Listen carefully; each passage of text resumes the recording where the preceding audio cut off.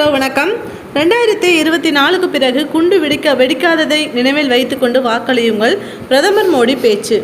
இந்தியாவில் மக்களவைத் தேர்தல் நடைபெற உள்ள 7 கட்டங்களில் 4 கட்ட தேர்தல் நிறைவடைந்து உள்ளது. 5ஆம் கட்ட மக்களவைத் தேர்தலுக்கு அனைத்து கட்சிகளும் தயாராகி உள்ளது.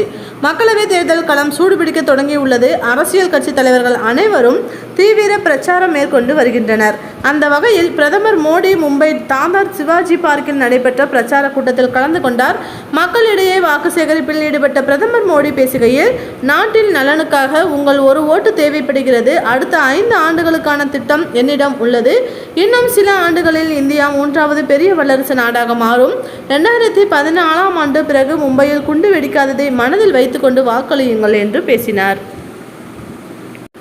இந்த மாதிரி அரசியல் சம்மந்தப்பட்ட நியூஸ் மற்றும் அரசியல் தலைவர்கள் பற்றிய அப்டேட் உங்களுக்கு உடனுக்குடன் தெரிஞ்சுக்கணும் அப்படின்னா நம்மளோட சேனலை தொடர்ந்து வாட்ச் பண்ணுங்கள், சப்ஸ்கிரைப் பண்ணுங்கள். தேங்க்யூ.